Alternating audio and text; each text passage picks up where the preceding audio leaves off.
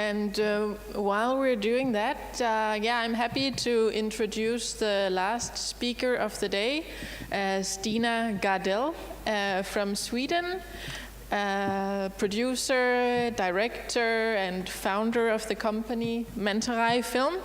And as you said yesterday, you've now been over 20 years in the business. I believe a lot of things must have changed during those years, and we look forward to hearing your experiences from running your production company, distributing films, and how to reach an audience. So let's hope. Are you still alive? Do you have any energy left? Yay! Are you sure, or do you need to take some water or something when they are fixing this? It's okay for me. Well, let's get some exercise by giving Stina a warm welcome too and clapping our hands. Yeah, I can. Do you want me to start, or should we wait? Well,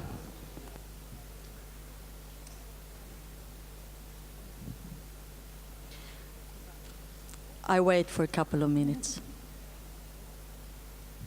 I was just thinking that about the energy and the feelings in the room when everybody was speaking. It was a kind of a small kind of depression. I'm not sure if you feel the same, but my feeling was this is like it was in Sweden a couple of years ago when we all met on workshops, conferences, and we were so depressed, angry, disappointed. I had the feeling when I was sitting and listening to some of you, and we were talking, and then I thought maybe it's good that I am the last person, because maybe you need a fairy tale. Do you know what a fairy tale is? A happy story in the documentary film. Does that exist? We'll see what you say. I'm waiting, that's why I'm not continuing.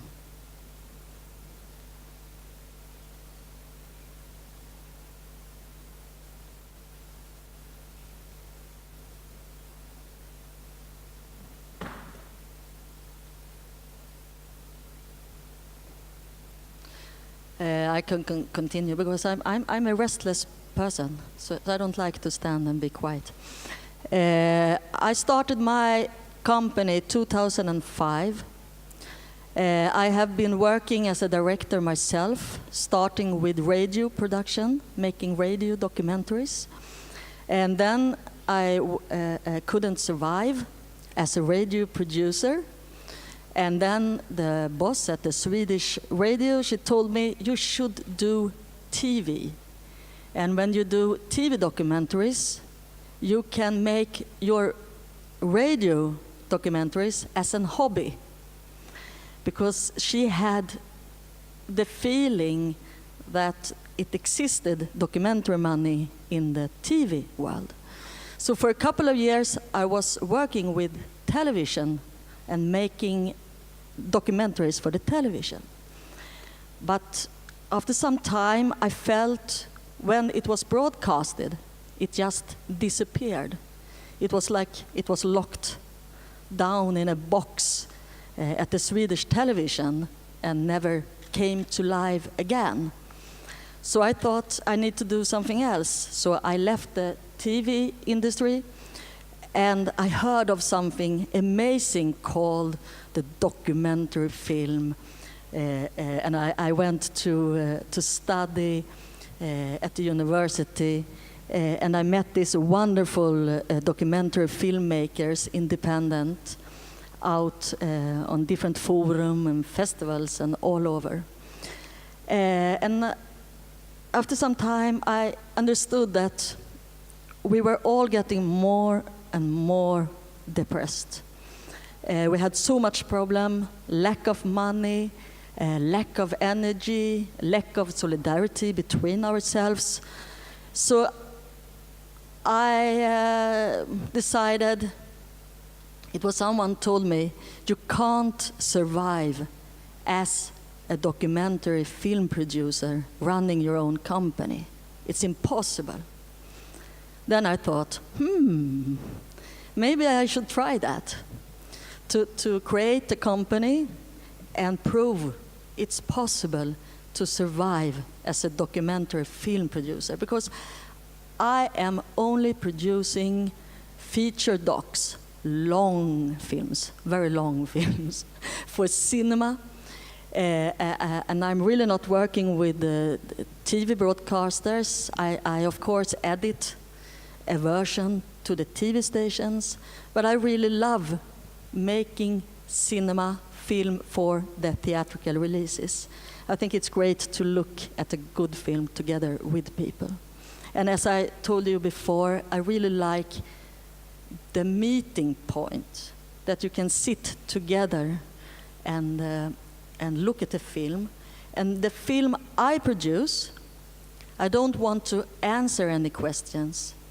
I want people to go home and talk. So I make complex stories, very often about women, not because I like women more than men's stories. It was because the women's stories wasn't told in Sweden. And in somehow, when you went to the financiers, they couldn't hear this is a good story if a woman presented it. But this is a long time ago, like 8 years ago. Now something has become different. I continue talking, or should I wait?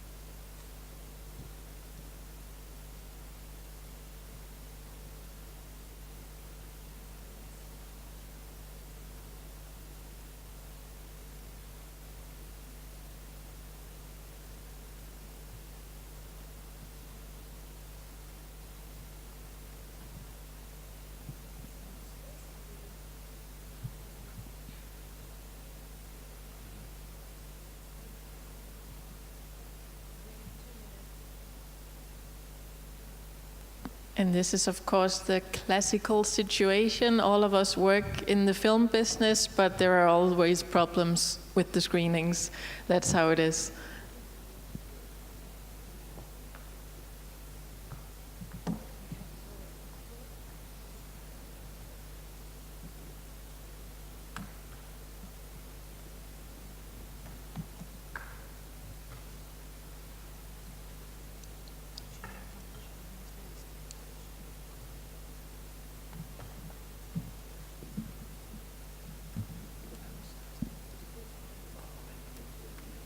Okay, I continue talking. So when I started my company in 2005, today I have made 17 films for the cinemas.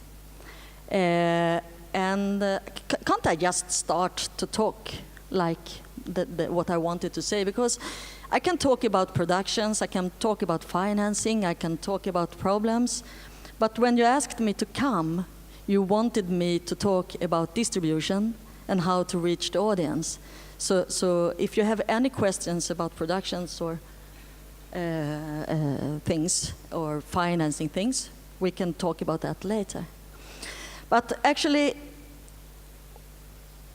2012, I would say, for me, everything began. It started 2012 when I read in one of the biggest Swedish newspaper a headline from one of our greatest film critics, Jeanette Jentele. The documentary film is dead on cinema. At that point, 4 years ago, they all had enough. At that time, I had 6 films already trying to get the audience, but the numbers coming to see the films we produced were like I think the middle number was 539 persons. Once, I think I had like 1,509. I mean, it was so few people coming to see the films at cinema. And the only distributor, Folkets Bio, that we talked about, that was producing only art house films, they were like shouting at you or were very angry when you came with another suggestion of, can you please take this film as well? Because there were so much documentary films that wanted to go to the cinema, but we only had one distributor. How is it going? Fine, Hmm? but you still need 1 moment. Yep.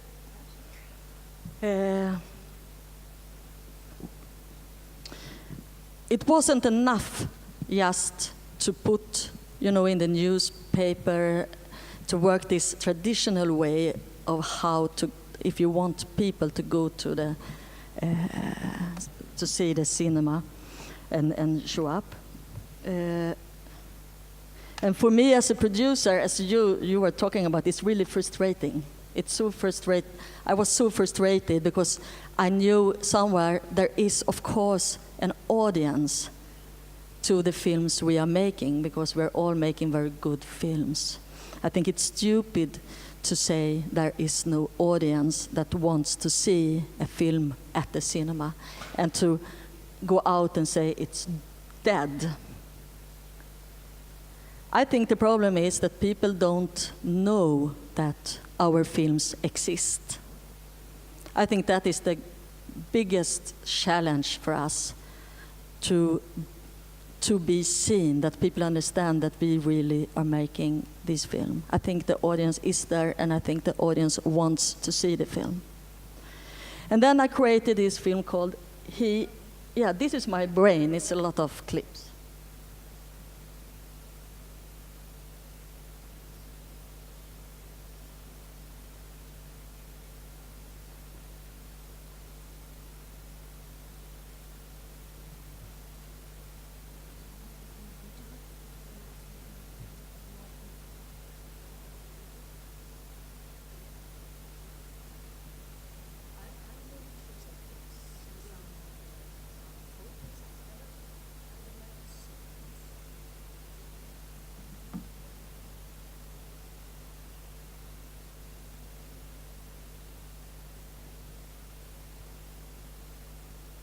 I'm so sorry for this.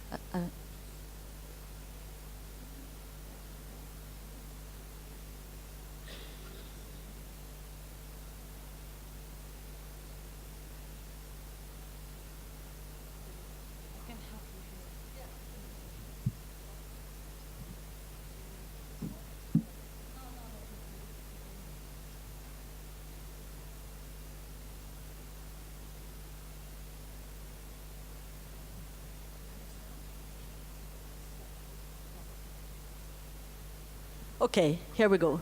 We will try to do this. Not now.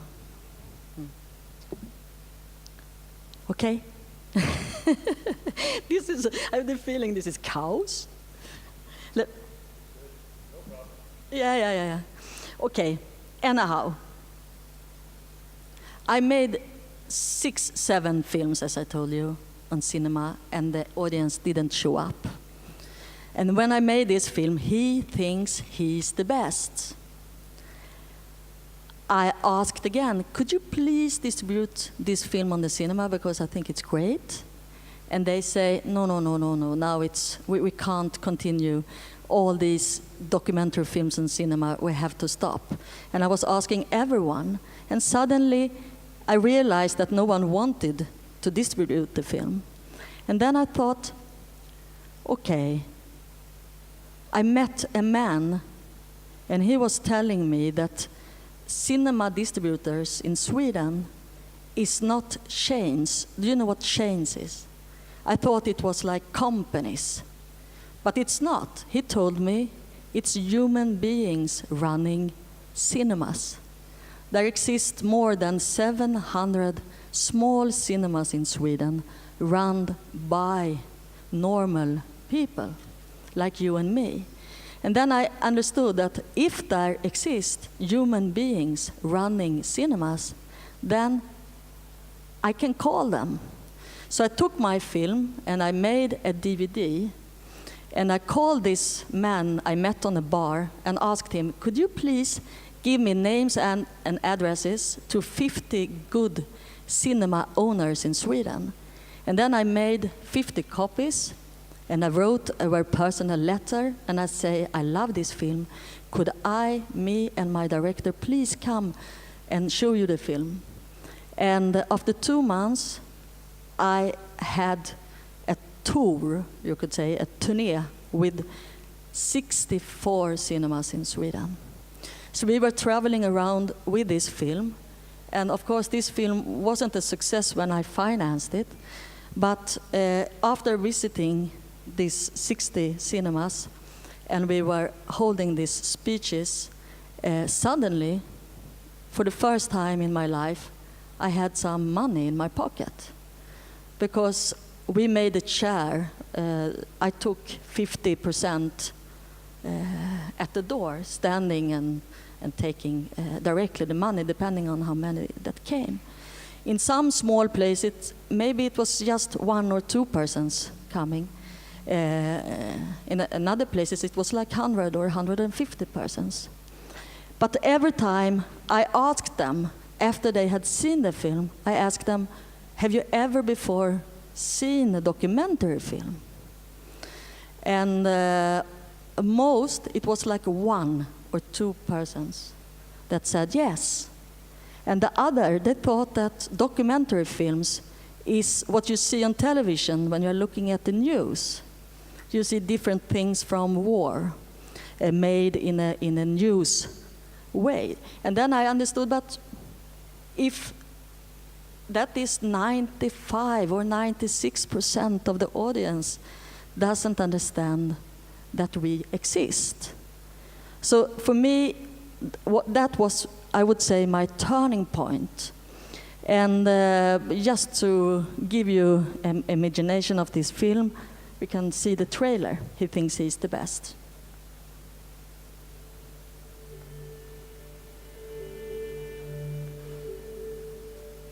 Mina 2 morbröder, Aldo och Camino, har varit osams sedan de var små. I nuläget har de inte pratat med varandra på 13 år. Det enda sättet att få honom att förstå, det är inte våldens. Till barn, han har inte den här telefonen, jag ska ta ihjäl den. Ja, det skulle börja bevisa det. Finns det någonting som ni kan enas om? Ja, att vi har en jävla uppväxt tillsammans. Det är just det. Welcome to my world. Won't you come on in? Miracles I guess. Kära också. Inte det. Det är så att du tar ifrån någonting av din del av din kropp. Snicker ifrån den och sen puttar vi den tillbaka. Han säger att han är intelligentast i familjen. Han är största tussen. Hade inte du haft pengar så hade inte du varit någonting. Han är en kopia av min pappa. Vår familj bär på socialt arv av våld och missbruk som jag vill bryta. Jag vill att Aldo och Camino ska bli sams.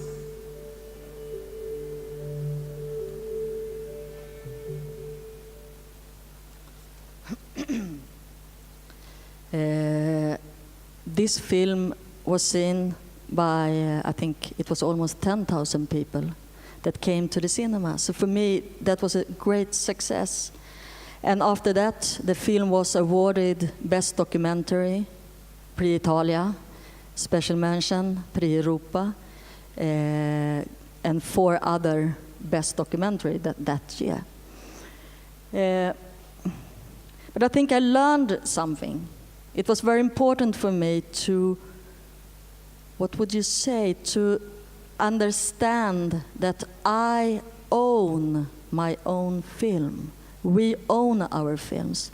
It's a bit up to us to not sit and wait for others to see us. I think it's very important that we understand that we have a lot of capacity.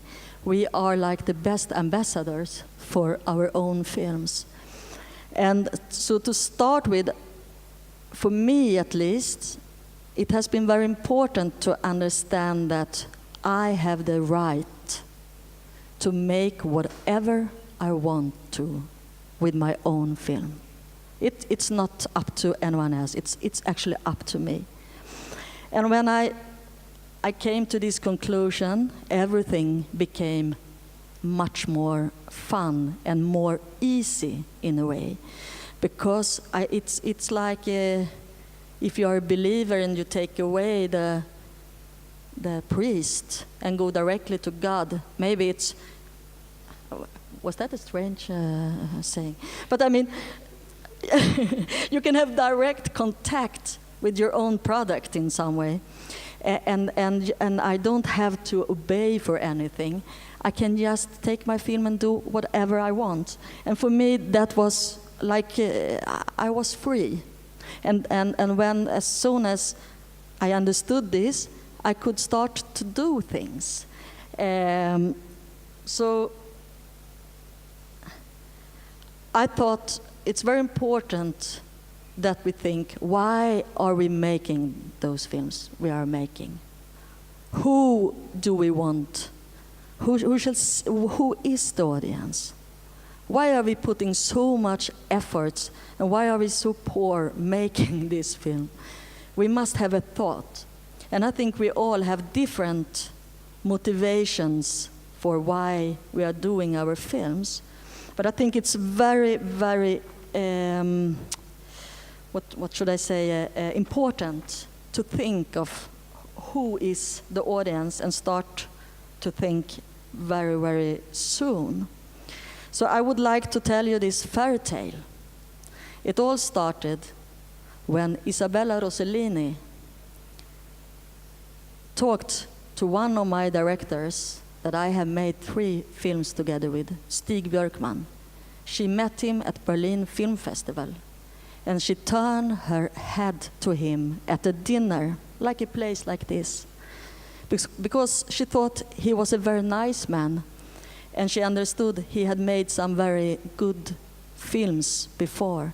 And she asked him, would you like to make a film about mother? And Stig Björkman looked at her and understood that, I don't know if you know who she is, but her mother was Ingrid Bergman. Do you know Ingrid Bergman? You say, of course. That is very interesting, because in Sweden, when you asked, do you know who Ingrid Bergman is?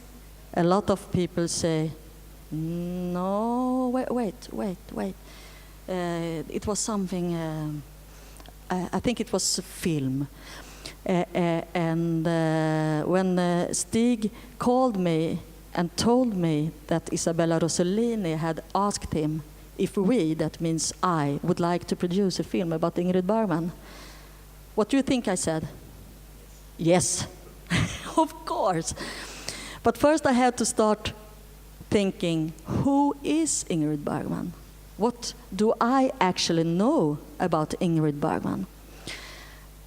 Then I thought, I know that she's a black and white photo. Could you please take?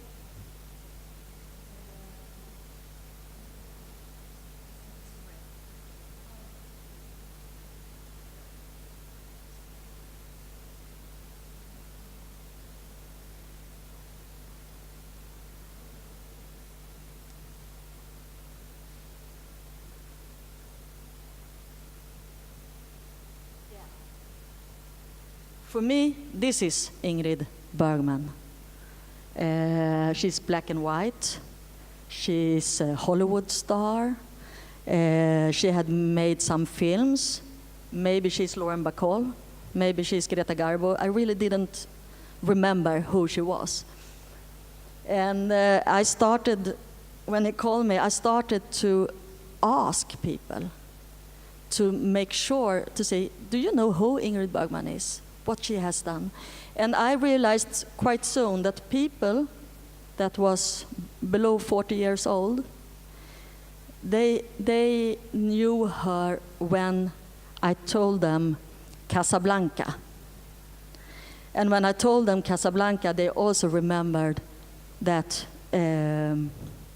that she had a scandal with Roberto Rossellini. So in Sweden, I would say she was famous for Casablanca and Roberto Rossellini. And when we started to do this, Isabella said, the year 2015, my mother will have an anniversary celebrating 100 years. And Isabella also had this feeling that her mother was running away from people's memories. So for her, she wanted her mother to stay alive. And her mother was quite special because Ingrid Bergman, she was saving everything. And the children has never understood what are they going to do with all the photos, diaries, texts, still photos. It was thousands and thousands. So they gave them away to a university in United States. And they gave us the access to go to this university. So we did. And we found 5 diaries. She started to write a diary when she was 10 years old. The books were all in Swedish. And the children, she has 4 children, they didn't know Swedish. So they have never read what their mother said. And have you seen the film? It's called Ingrid Bergman in Her Own Words. I think...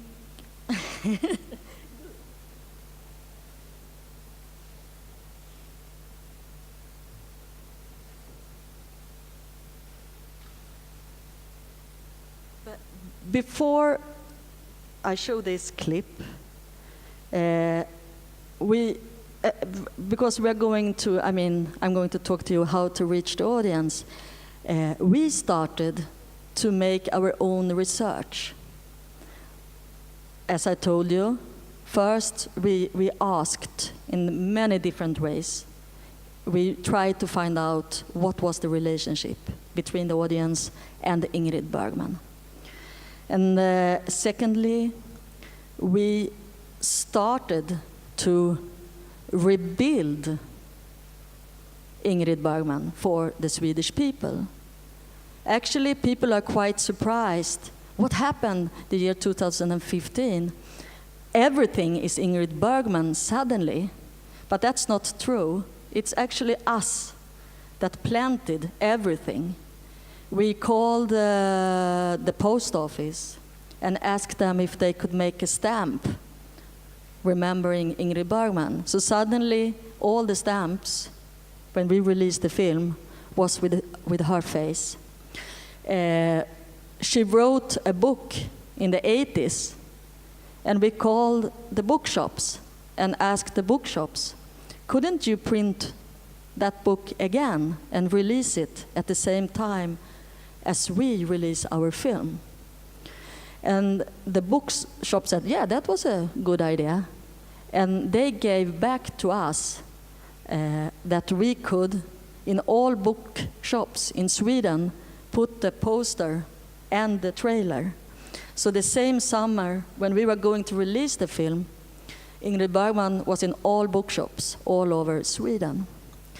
And in that way, we started, what would you say, the making of the audience and the interest. What I have learned is, because I thought we should keep things as a secret, and when it's ready, it's like surprise. But it isn't like that when you release films. You need to have a huge interest from the beginning if the audience, and then I mean normal people, not only the colleagues, if they are going to come and see the film, it's all over.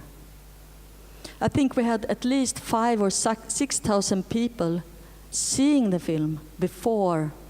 I mean, I was a bit nervous because that's twice as much as my normal audience, but 5,000-6,000 people saw it in forehand because then they could be the ambassadors. So we had to give them free tickets. And also,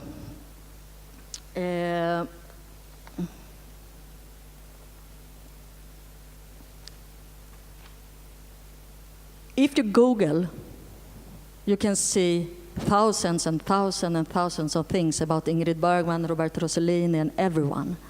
So we decided we need to make another kind of film. We wanted to make a personal film. And what we found out was, in many, many pictures, I will show you,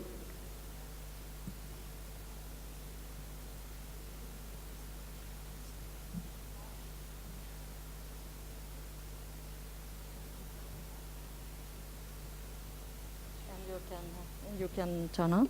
Yeah, you can see that we found a lot of pictures in the archive where she was holding a camera, a 8mm camera, a 9mm camera, a 16mm camera. Even when she was working, she had her own camera. This is Jeanne d'Arc. And she was all the time shooting, all the time. She was carrying this. So we were really, the first thing we did was trying to find as many pictures as possible when she was holding a camera. Because if she holds a camera, then you can understand, a wake-up question. It exists, of course, a film. So we were looking for the films she was shooting, and we found a lot.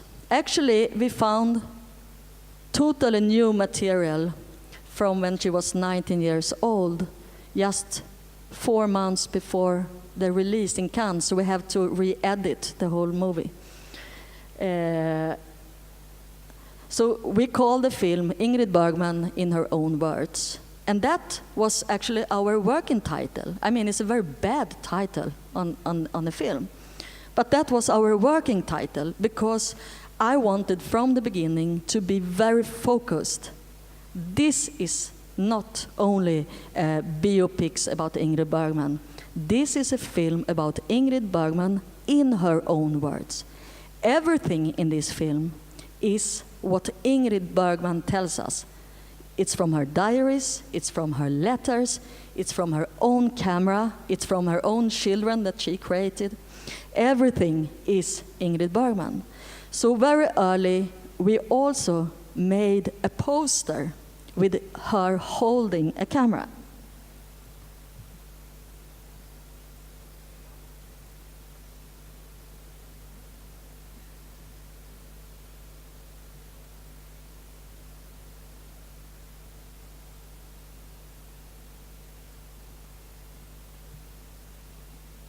This one, this is our selling poster. Ingrid Bergman in her own words. And this is a black and white photo from the beginning. But when I decided, I think this film has the potential to be a world success, I also decided 2 things. The first, we need to make a modern film. I want to make a film that attracts people that know Ingrid Bergman, but it should also attract people that doesn't know her. So that is very difficult. It's 2 different kind of audiences. So I wanted to make it personal. I wanted to be modern and not black and white. I wanted it in color. So this is actually our working poster with the working title. And it was important to hold it like this. In the end, everyone loved. I've made this myself together with it. We just made it at my office, and the distribution became very large. But Trust Nordics, the sales company, they didn't want to change the poster. And suddenly, Cannes Film Festival it came a lot of emails to me when I was sleeping at night. And suddenly I understood that there was a poster made with Ingrid Bergman presenting the whole Cannes Festival last year.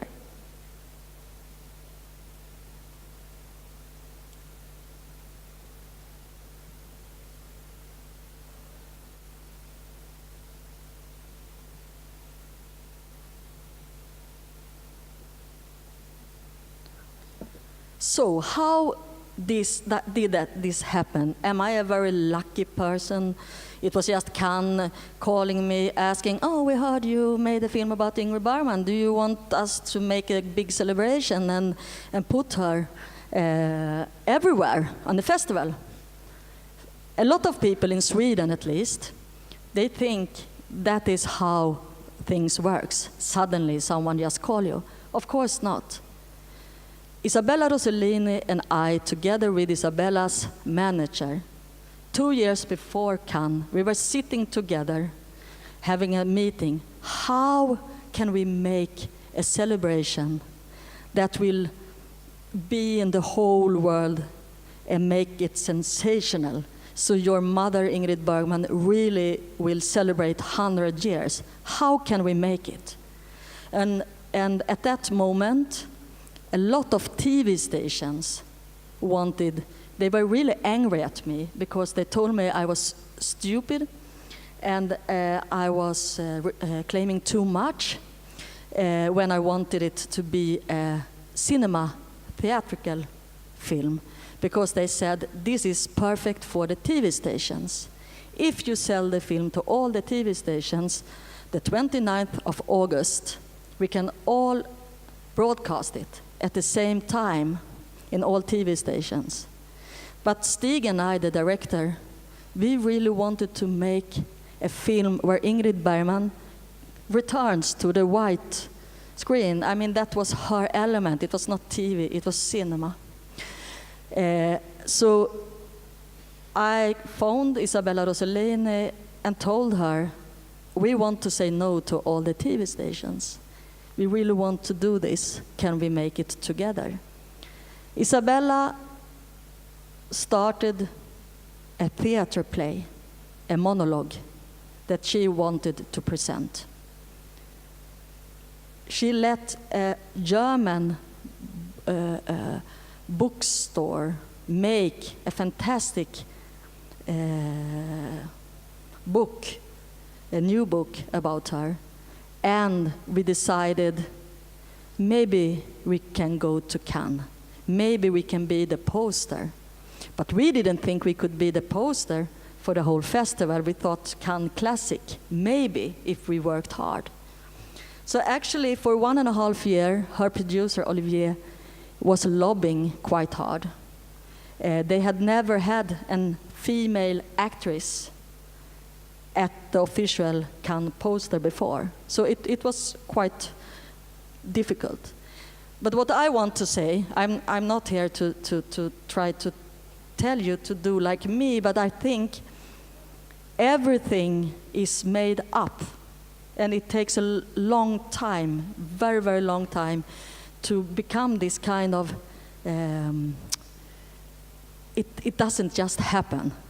You have, like with everything in your lives, probably, at least in my and my friends, filmmakers' lives, we need to do it ourselves. No one will help you. But you need to be very innovative and very brave, and maybe have a kind of hybris, we say. Do you say hybris?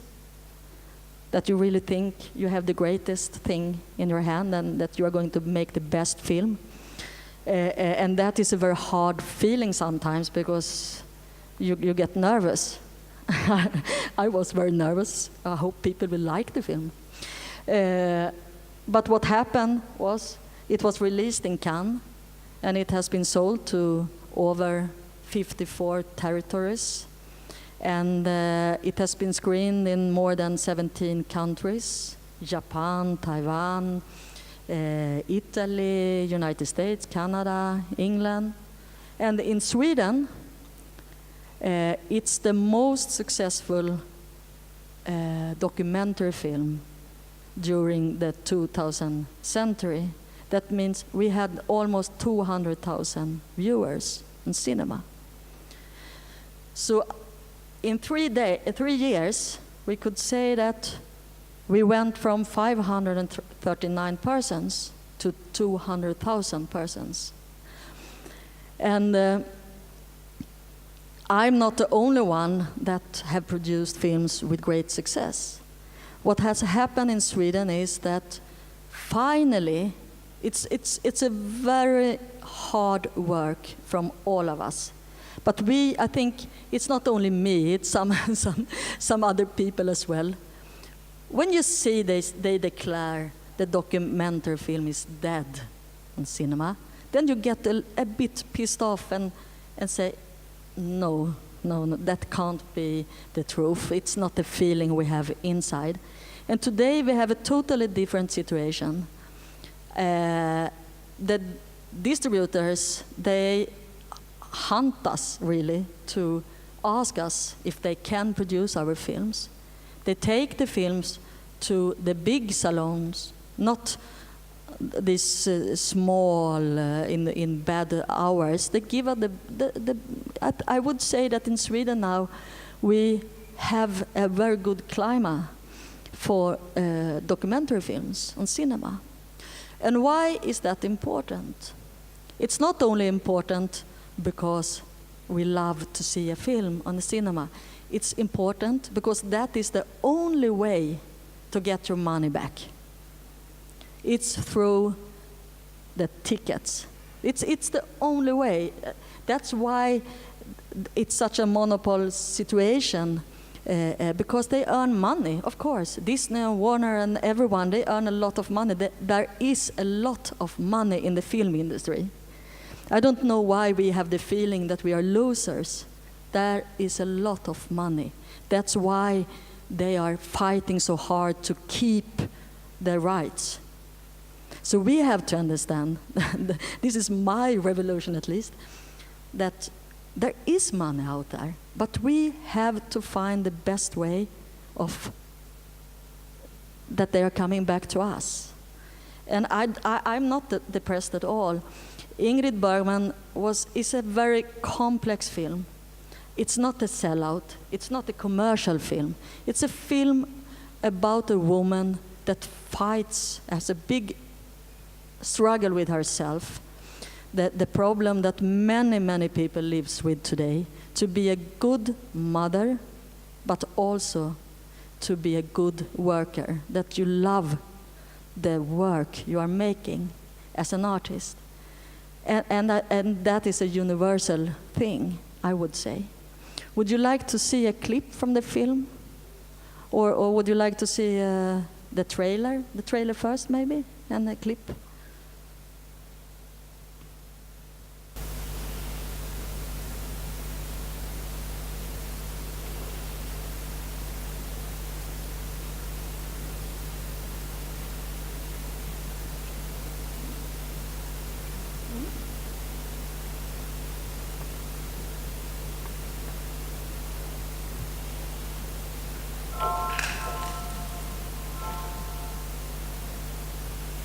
Jag är Ingrid. Det här är min historia.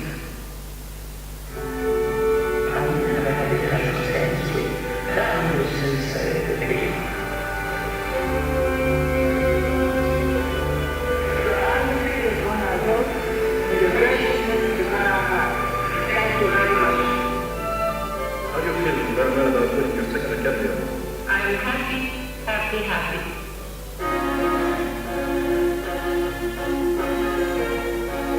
I fell in love with a man that was so different from any other man that I'd ever known. In those days, it was a shock to leave a husband and a child and not deny the baby to be born. It takes courage to take all the makeup off and really show what you are. One word to define her, I would say charm. The only thing that I think any of her children feel is we wish we had more of her.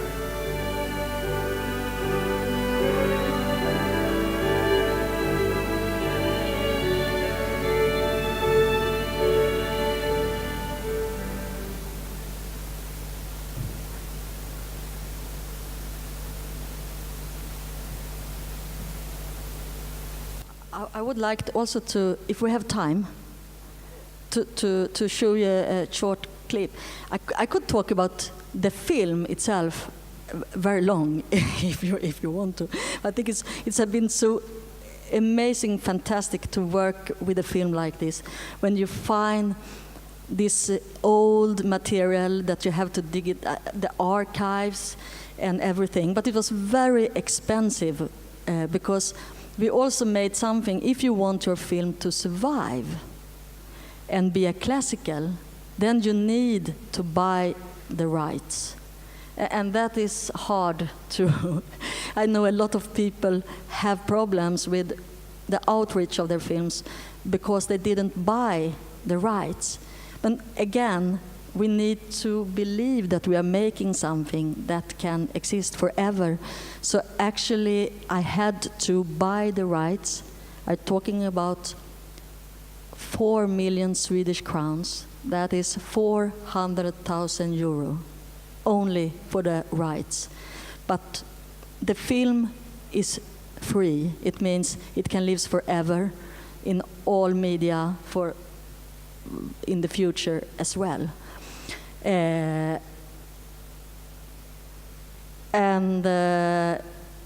maybe I can stop if you want to, because I don't have a watch. We see a clip and then stop? Yeah, okay. Yeah.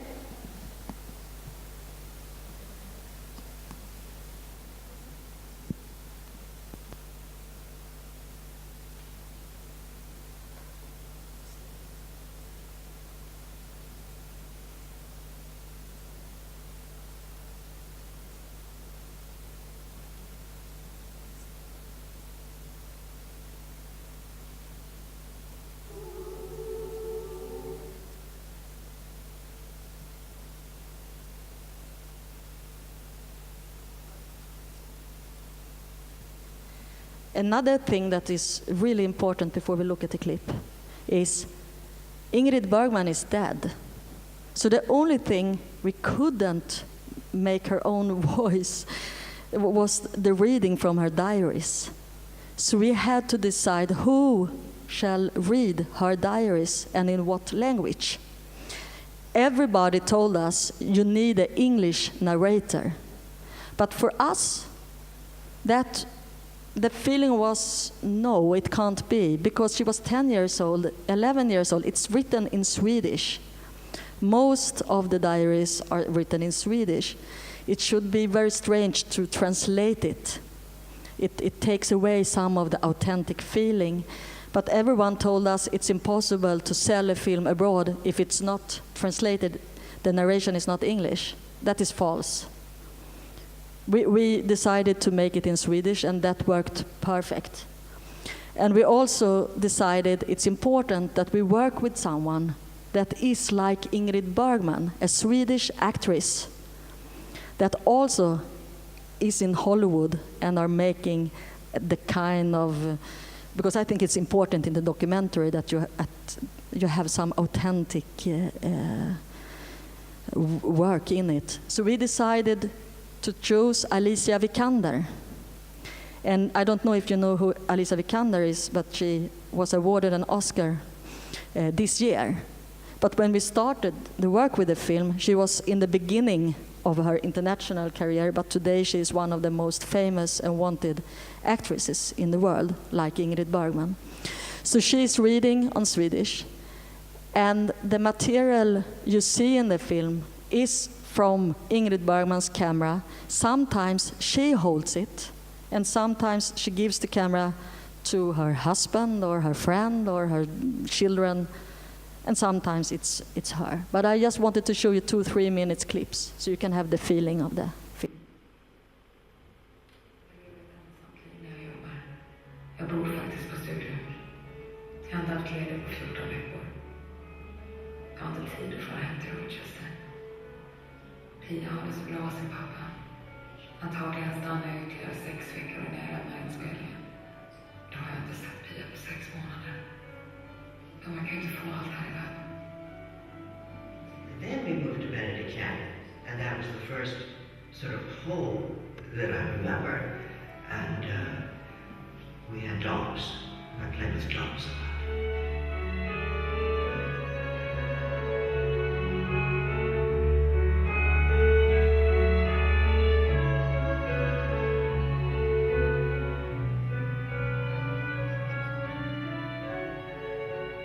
Kärleken. Som vanligt har jag mycket att göra. Hem, man och barn borde vara tillräckligt för vilken kvinna som helst. Jag hade trott att jag snabbt skulle få en ny roll efter allt beröm för Jekyll & Hyde. Jag har varit ledig i 4 månader nu. Och det är precis 2 månader för mycket. Jag tänker på varje dag som var förlorad. Som om bara han var jag levde. Den andra hälften nedstuvad i en väska och kvävs igen. Vad ska jag göra?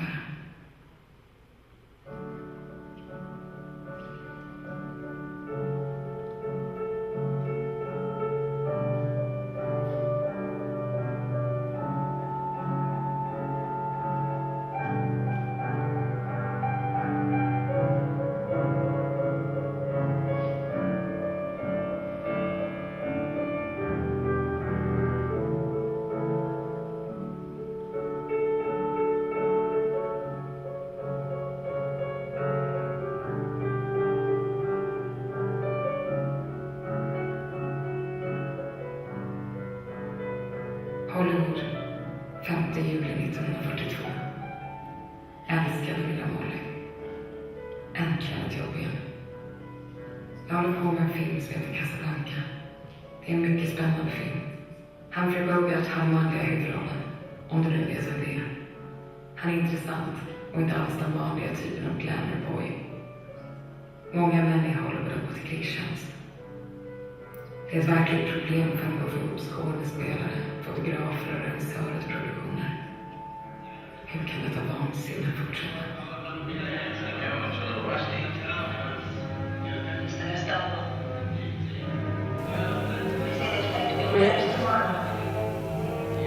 You can stop.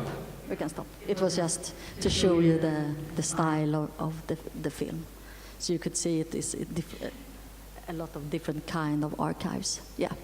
And I think then we should, of course, encourage people to see the film.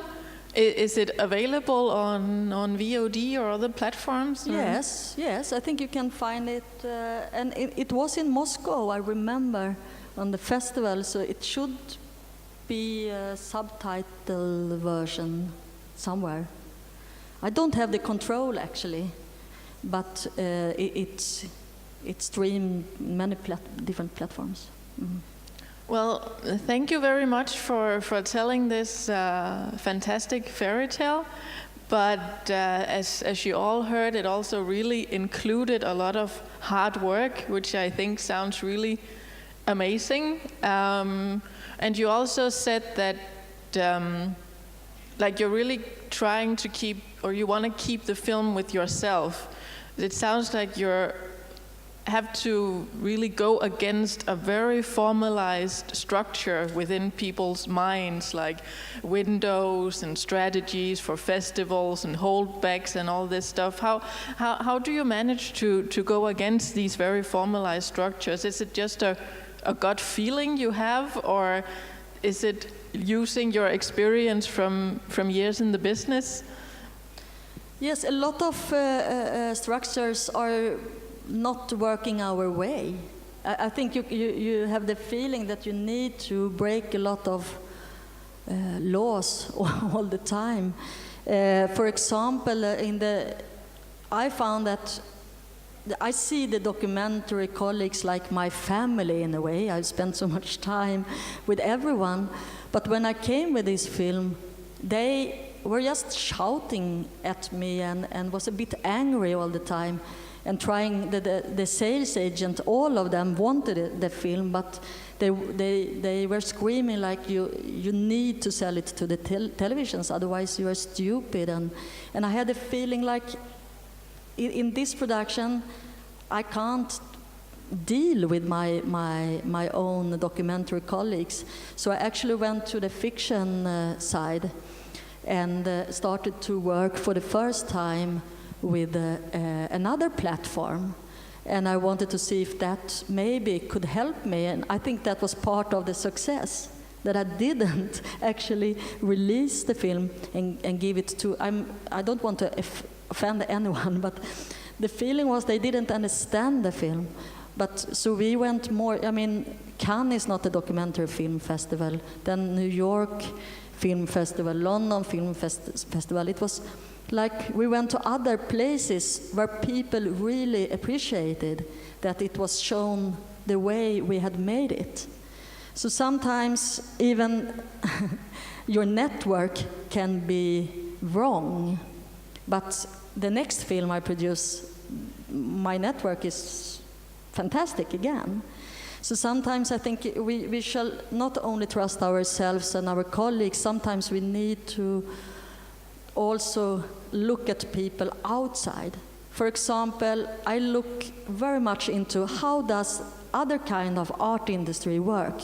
How does it look in the music industry? How does it look with an author? For example, every director has a feeling it's a human right to make my film, and sometimes my directors, at least, I don't know how it is with yours, but demand a lot. Like I say, but I didn't decide that you are going to make this film. I can't help that you are poor making the film.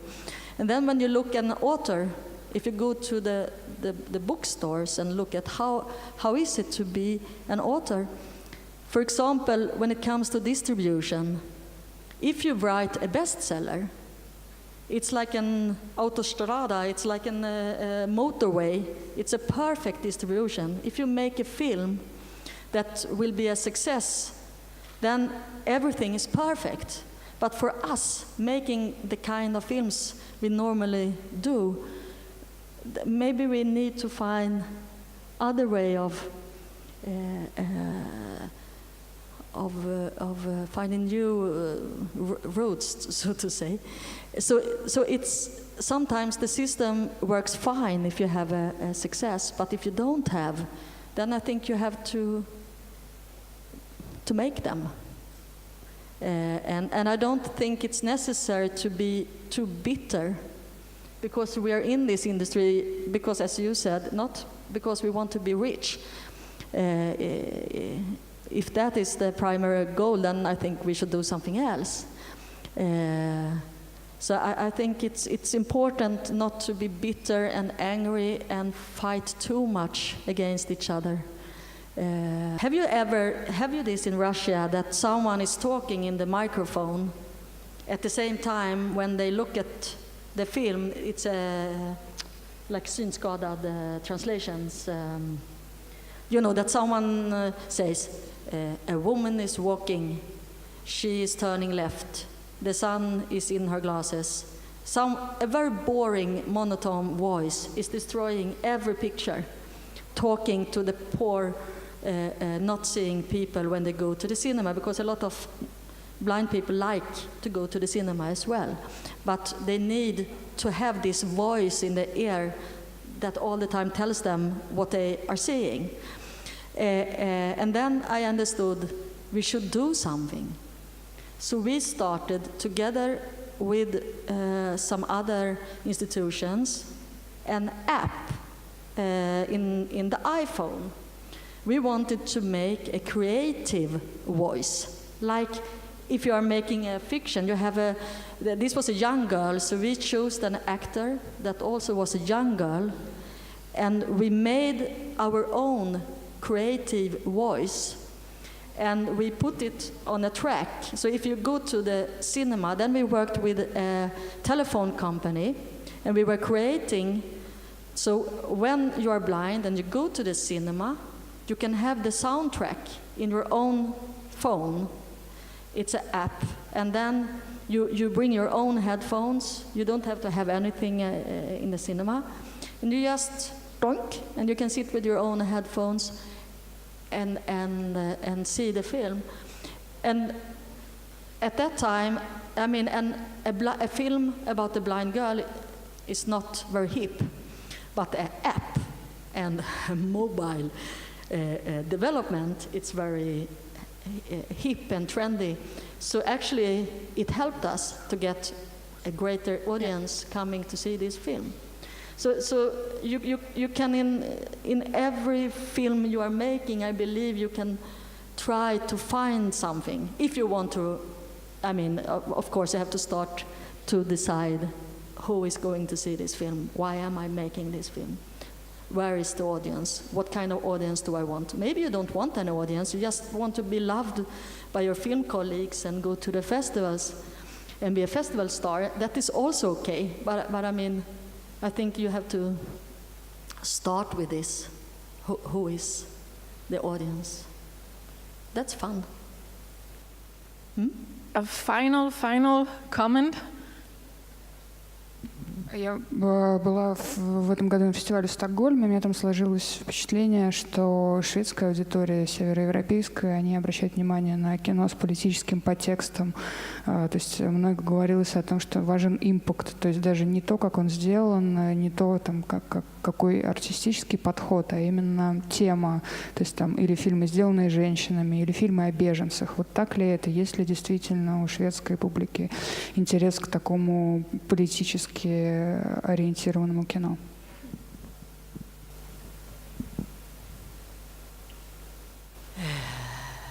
Yes.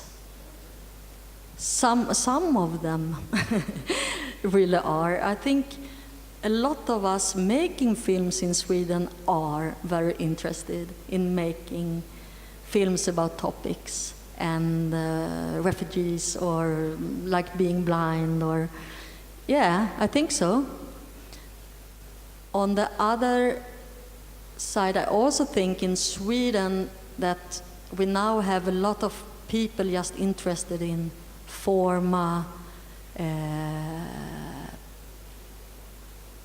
art, and so I think it's you have both of them is growing, I would say. Yes, but I think we have an old tradition in Sweden that we want to educate the audience, and I think also that has been one of the problems.